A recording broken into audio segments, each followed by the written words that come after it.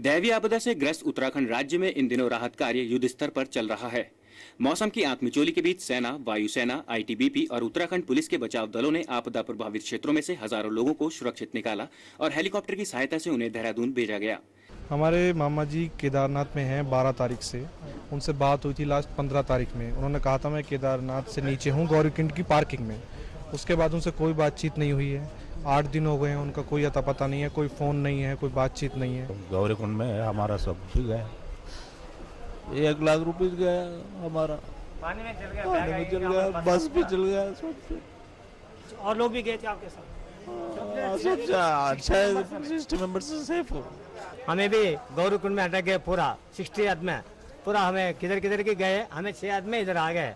जंगल चढ़ा हमें, रात में अंधेरी में जंगल चढ़ के ये पूरा सब चल गया, चलने को आता नहीं। ये मेरे माता पिता हैं सर जी। कहाँ से आए थे लोग? ये फागी तहसील से आए थे, जयपुर डिस्ट्रिक्ट से, राजस्थान से। इनका लास्ट में आखिर में कब आपसे बात हुई? आखिरी में 15 तारीख को शाम को बात हुई थी सर। उसके बाद हमारी कोई इन्फॉर्मेशन नहीं है इनसे। 7 रात तो ये एक दुकान में खाड़ी वहीं लाश पड़ी, हमारा डाउट पड़ी। ज़्यादा घिगैर मर गया, कोई किसा भूखा मर गया, कोई किसा मर गया। बहुत हमारा एक दुकान में रहता हुआ माई हमारे खेने रहता है, माई मरी कोई छोड़ गया। 40 आदमी है जी, सब पैर भटका होगा, कोई किधर गया, कोई किधर गया, कोई का पैर टूट गया, 2-3 लाश होगी जी, फिर इसे चलते आए और क्या है। हमारा 10 लोगों का ग्रुप जो है केदारनाथ पर गया था 15 तारीख के बाद में। उन लोगों का कोई भी कम्युनिकेशन हम लोगों के साथ में नहीं है। मैं मुंबई से आया हूँ। ये ES बाला सुब्रमण्यन और कौशल्या बाला सुब्रमण्यन है। ये 16 तारीख को केदारनाथ से लौट रहे थे दोपहर 12 बजे घोड़े से। उसके बाद से इनसे कोई संपर्क नहीं हो सका है। आपदा में एक सप्ताह मुसीबत झेलने के बाद जिन लोगों को बचाव दल द्वारा सहस्त्रधारा हेलीपैड पर लेकर आया गया, उनकी सेहत बेहद खराब है। सहस्त्रधारा हेलीपैड पर मौजूद दून अस्पताल के senior physician doctor SD Joshi ने बताया कि लगभग सभी लोगों का BP बढ़ा हुआ है तथा लोगों में पोस्ट डिजास्टर फोबिया के लक्षण हैं। साथ ही बुखार और खांसी की शिकायतें भी लोगों को हैं। इन लोगों को हेलीपैड पर ही दवा के साथ साथ आराम कराया जा रहा है। यहाँ पर जो यात्री आ रहे हैं ज़्यादातर वो पोस्ट डिजास्टर फोबिया जिसको कहते हैं, डर, उनके दिमाग में इतना दहशत और डर है कि जो लोग ये कह रहे हैं कि उनका ब्लड प्रेशर पहले भी कम था तो इस समय बढ़ा हुआ आ रहा है। कुछ लोगों के पेट में तकलीफ है, कुछ लोगों को खाने की बिल्कुल इच्छा नहीं हो रही है और कुछ चोट, हल्की फुल्की चोट वाले हैं, खांसी वाले हैं, बुखार वाले हैं। BSNL ने जगह जगह फंसे तीर्थयात्रियों को अपने परिजनों से बात करने के लिए प्रमुख स्थानों पर निःशुल्क फोन सेवा शुरू कर दी है।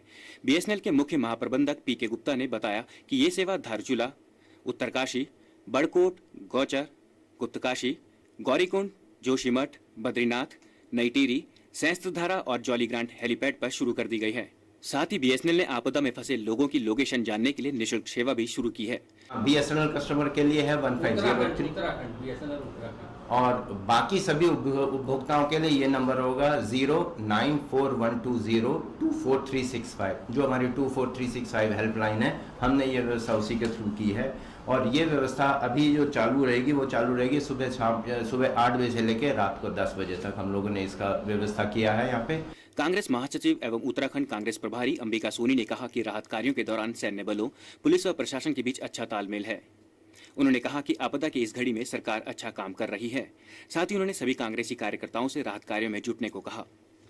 लेकिन जैसे आर्मी, एयरफोर्स, ITBP और जो सिक्योरिटी फोर्सेस इस राहत के काम में लगे हैं और अपना काम मुकम्मल करेंगे अगले 2-3 दिन में, अगर बारिश ना आए तेज, जिन लोगों को आइडेंटिफाई कर लिया गया है वो जरूर अपने अपने घर पहुंचे।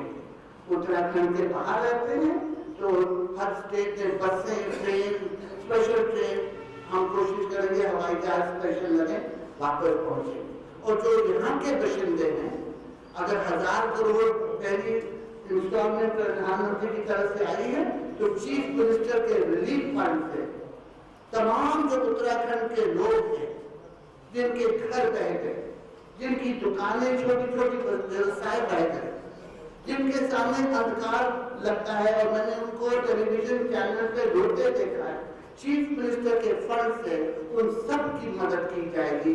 उन सबको अपने पैरों पर खड़े होने का एक अवसर प्रदान किया जाएगा। उधर हरियाणा के मुख्यमंत्री भूपेंद्र सिंह हुड्डा ने कहा कि आपदा में तबाह उत्तराखंड के 25 से 30 गांवों का पुनर्निर्माण हरियाणा सरकार द्वारा कराया जाएगा।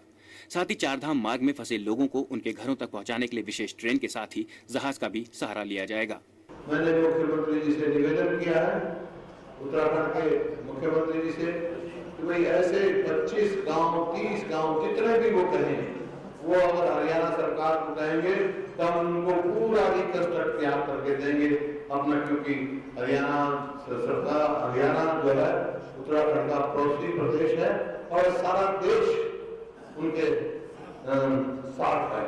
इस मौके पर वरिष्ठ कांग्रेसी नेता मोतीलाल वोरा ने कहा कि आपदा की इस घड़ी में राज्य और केंद्र सरकार द्वारा पीड़ितों के बचाव के लिए अथक प्रयास किए जा रहे हैं और राहत कार्यों को पीड़ितों तक जल्द पहुंचाना ही प्राथमिकता है।